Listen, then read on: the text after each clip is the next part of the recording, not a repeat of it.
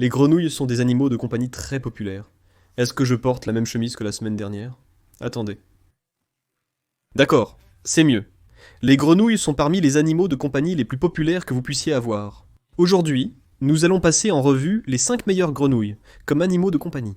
Au lieu d'une introduction classique, quelque chose est arrivé par la poste aujourd'hui que vous méritez de voir.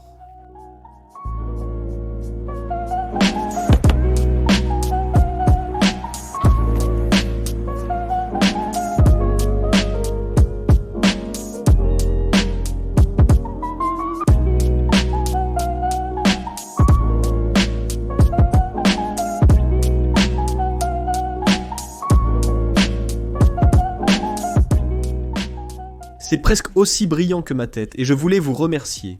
J'ai reçu ça grâce à vous qui avez appuyé sur le bouton s'abonner. Si ce n'est pas fait, j'en serai reconnaissant. C'est la chose la plus cool que j'ai eue. Je vais l'accrocher. Juste derrière moi ici.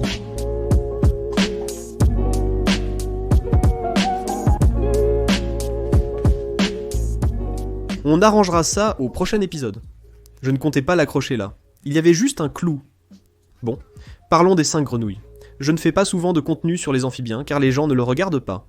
Si ça ne vous dérange pas, likez la vidéo, montrez à YouTube que les grenouilles sont géniales et que les gens devraient regarder. Passons à la vidéo, en commençant par le numéro 5. Les grenouilles. Pac-Man. Les grenouilles. Pac-Man sont des grenouilles incroyables. Ce sont parmi les meilleures grenouilles de compagnie que vous puissiez avoir si vous cherchez quelque chose de facile et qui ne bouge pas beaucoup. Si vous cherchez quelque chose de divertissant à regarder, qui court partout, qui mange des choses et tout ça, alors ce n'est vraiment pas pour vous. Eh bien pour ce qui est de manger des choses, c'est vrai en fait. Ça m'embête vraiment que ce soit de travers. Continuons ici. Si vous avez une grenouille de Pac-Man, vous allez regarder cette chose manger. Ce sera le point fort d'en posséder une parce que c'est un peu la version amphibienne d'un boa des sables du Kenya, à mon avis. Elles sont très cool à regarder. Elles existent en différentes formes. Elles sont absolument magnifiques. Elles sont magnifiques, mais elles ne bougent pas vraiment. Si tu veux une grenouille ou une photo de grenouille Pac-Man, la seule différence est que tu dois nourrir l'une d'elles. L'autre est inutile et bouge presque autant. Je ne veux pas critiquer impoliment les grenouilles Pac-Man. Je pense qu'elles sont plutôt cool, mais je pense juste que ces gars-là, parmi toutes les grenouilles, sont un peu ceux qui vont être très fouisseurs, appelons ça comme ça. Je ne pense pas qu'elles soient classées comme ça veut juste dire qu'elles vont s'enterrer dans le sol. Tu pourrais partir pendant une semaine. Tant que tu leur laisses de l'eau, que c'est humide, et à la bonne température, tu reviendras, et elles seront au même endroit où tu les as laissées. Ce qui est en fait plutôt bien pour beaucoup de gens, parce qu'elles demandent peu d'entretien. Parmi les animaux de compagnie faciles à entretenir, ils sont le nec plus ultra. Ce sont vraiment les animaux de compagnie les plus faciles à entretenir. Il n'y a pas grand chose d'autre à dire sur eux. Température facile. Humidité facile. Utilisez un substrat écologique classique, comme de la fibre de coco. Ayez un grand bol d'eau, pour assurer une humidité suffisante, car les grenouilles ont une peau perméable comme la plupart des autres grenouilles. Je veux dire, ces gaz-là sont assez simples, et plutôt cool à prendre en photo si c'est ce que vous aimez, mais sinon, ils ne vont pas beaucoup bouger. Numéro 4. Plus excitant mais moins facile à entretenir. Les dendrobates. Vous les connaissez peut-être sous le nom de grenouilles dendrobates, ou grenouilles fléchettes empoisonnées. La raison pour laquelle on les appelle ainsi, c'est qu'à l'époque, dans la nature, les gens les utilisaient justement pour cela. Ils trempaient leurs flèches ou leurs fléchettes dedans, afin qu'elles deviennent empoisonnées. Et ils utilisaient cela pour chasser ou parfois même pour tuer leurs adversaires. Adam, tu dis que tu n'aimes pas les choses venimeuses. Alors pourquoi aimerais-tu quelque chose de toxique? Elles ne sont pas toxiques en captivité. Elles obtiennent leur poison de leur alimentation naturelle, comme les fourmis et d'autres proies similaires. En captivité, si tu ne leur donnes pas leur nourriture naturelle, tu peux leur donner des mouches, des fruits sans ailes, ce qui est plus pratique. Ces araignées ne sont pas venimeuses. On pourrait en mettre une dans sa bouche, mais il ne faut pas le faire. Ne mange pas tes dendrobates. Ne mange pas tes dendrobates. Mais si tu le faisais, si tu avais un enfant qui, tu sais, ne sait pas qu'il ne faut pas mettre des choses dans sa bouche ou quoi, n'est-ce pas? Ne le mets pas dans ta bouche. Ne le mets pas dans ta bouche. Ne le fourre pas dans ta bouche. Ne le fourre pas dans ta bouche. Tu vas bien. Le seul risque, c'est que tu tombes malade car manger des grenouilles crues est mauvais pour ta santé. Tu pourrais tomber très malade. Tu ne mourras pas à cause du poison. C'est ce que je veux dire. Pourquoi les veux-tu? Tout d'abord, elles sont magnifiques. Il existe plus de 100 espèces. Elles sont toutes minuscules. On parle d'environ 1 centimètre. On parle vraiment de quelque chose de très petit. Toutes. Elles sont de taille variée, et originaires d'Amérique centrale et du Sud. Dans Apocalypto, l'un de mes films favoris, un des personnages principaux trempe des fléchettes dans une substance toxique. Je les trouve absolument magnifiques, et elles sont tellement belles que j'en ai une inachevée tatouée sur le bras. Je dois me faire tatouer. Les salons rouvriront, comme le monde entier. J'aime surtout les tatous de Bourdon. Je vais mettre le nom latin juste ici, ou le vrai nom. Beaucoup de gens utilisent les noms latins pour celles-ci, ou leur vrai nom, leur nom scientifique, parce que certaines se ressemblent beaucoup. Mais on peut clairement faire la différence entre quelque chose comme ça et quelque chose comme ça. Elles existent dans plein de couleurs différentes. Elles ont plein de colorations différentes. Mais elles ont toutes un point commun. Elles se déplacent rapidement, d'où leur nom approprié. On les appelle des grenouilles fléchettes, en raison de cette caractéristique. Les observer manger est divertissant. Elles gigotent dans tous les sens. Les grenouilles fléchettes peuvent cohabiter avec d'autres espèces. Elles sont amusantes et faciles à reproduire. Vous pouvez également faire cohabiter des geckos du matin ou quelque chose de similaire. Beaucoup gardent d'autres espèces comme les geckos du matin avec eux. Faites vos recherches d'abord. Il y a évidemment une vidéo sur la cohabitation. Ici, pour divers types de bacs communautaires, vous savez. Quoi qu'il en soit, ces gars-là sont parmi les plus beaux et les plus faciles à garder. Ils ont besoin d'une humidité très élevée, ce qui est à garder à l'esprit. Si vous vivez en Arizona, ce n'est peut-être pas la grenouille qu'il vous faut. Des températures plutôt fraîches, très uniques et intéressants. C'est une chose que vous verrez assurément dans ma future collection. Troisièmement, un élément bien plus courant. Grenouilles fléchettes africaines? Non. Grenouilles à griffes africaines? Non. Grenouilles naines africaines. C'est ce que j'essaye de dire ici. Les grenouilles naines africaines. Qui étaient en fait mon tout premier herpétophone. Mon premier reptile ou amphibien était une grenouille à griffes africaines à 12 ans. Nous les gardions dans un aquarium avec des poissons rouges. Je déconseille de les garder avec des poissons rouges. Mais il existe plusieurs espèces de poissons avec lesquels vous pouvez les avoir dans un aquarium, car c'est ainsi que vous les conserverez. Aucune zone terrestre n'est nécessaire du tout.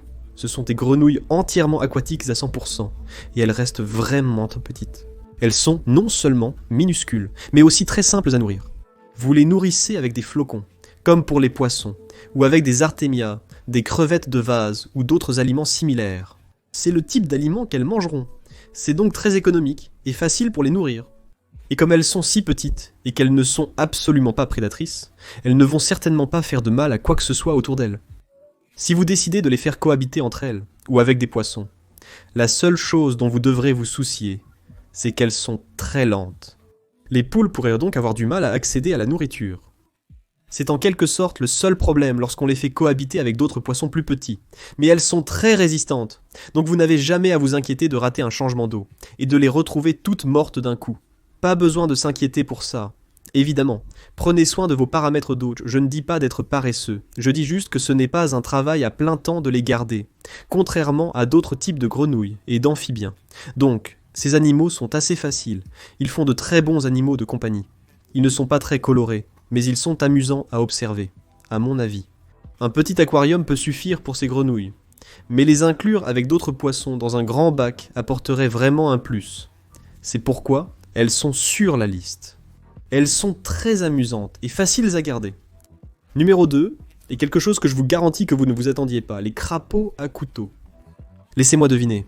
Adam, tu parles de crapauds, mais cette liste concerne les grenouilles. Savais-tu que tous les crapauds sont des grenouilles, mais que l'inverse n'est pas vrai? C'est vrai.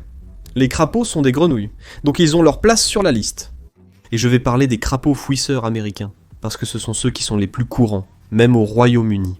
Apparemment, les crapauds de fouisseurs américains sont répandus en Europe.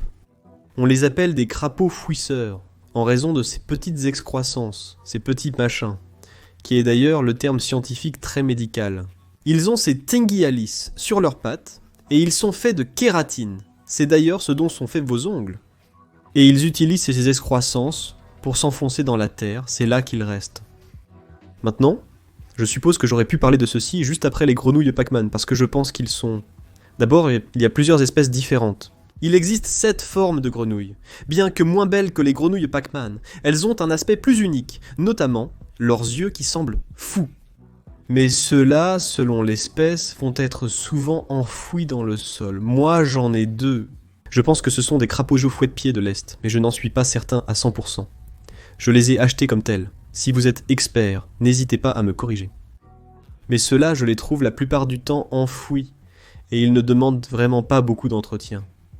Parmi tout ce que je possède, je pourrais laisser ces gars-là sur une étagère pendant des mois sans jamais m'inquiéter pour eux. Je leur donne des grillons et des verres de farine. Ils se reproduisent entre eux, et certains apprécient aussi les micro-organismes tels que les cloportes et les colamboles. Ces gars peuvent passer 1 an sans que vous ouvriez le couvercle, mais ce n'est pas recommandé. Je le dis pour montrer à quel point ils sont faciles à entretenir. En fait, certaines espèces de crapauds à couteau peuvent passer des années, sans même remonter à la surface. Ils vont sous les lacs. Et puis, dès qu'ils entendent la pluie, donc dans des endroits comme l'Arizona dont je parle, ils sortent, ils se reproduisent immédiatement, mangent immédiatement, parce qu'ils ont des têtards comme n'importe quel autre type de grenouille, ou en tout cas la plupart des grenouilles, et ils ont besoin de cette pluie et de cette eau pour se reproduire. Donc ils sortent, ils mangent, et ils s'accouplent. Ensuite, ils retournent d'où ils viennent. Pour beaucoup d'espèces, la majeure partie de leur vie se passe simplement enfouie. Beaucoup. Et je pense juste que ils donnent une sensation étrange. C'est bizarre. Mais ne les touchez pas tout le temps. Toutes les grenouilles, je veux dire. Ne les touchez pas. Ce n'est pas à cause des huiles sur vos mains, et de vos mains de primates dégoûtantes. Gardez simplement vos mains, loin des grenouilles, la plupart du temps ici. Les crapauds à couteau sont incroyablement sous-estimés, et en fait, la raison pour laquelle je ne fais jamais de contenu sur les amphibiens, c'est à cause de cette vidéo, juste ici, que je pense être probablement la meilleure vidéo que j'ai jamais faite sur les crapauds à couteau, et que personne n'a regardé. Donc je pense que ces gars-là méritent de l'amour. Ils sont incroyablement sous-estimés. Le régime d'insectes est génial, à quel point il est facile de les garder. Les températures et l'humidité sont ridiculement faciles. Vous pouvez les garder dans une boîte en plastique, sans même ouvrir le couvercle pendant des semaines. Ces gars sont incroyables, et quand vous les sortez pour les regarder, interagir avec eux et prendre des photos, ils sont magnifiques, et ont une iridescence folle sur leur peau. J'adore les crapauds à couteau, et cela nous amène au numéro 1. La rainette de White, aussi appelée rainette dumpy, ou rainette australienne, est la grenouille la plus cool et le meilleur animal de compagnie que vous puissiez avoir. Ces gars-là sont incroyables et ils sont grands. Ce sont de gros gaillards. Ils veulent gober les insectes et parfois ils attrapent vos doigts. Mais ça ne fait pas mal. C'est juste hilarant. Quand je dis grand, je parle d'environ 9 à 11 cm. Ce sont de très grosses grenouilles, surtout pour des rainettes.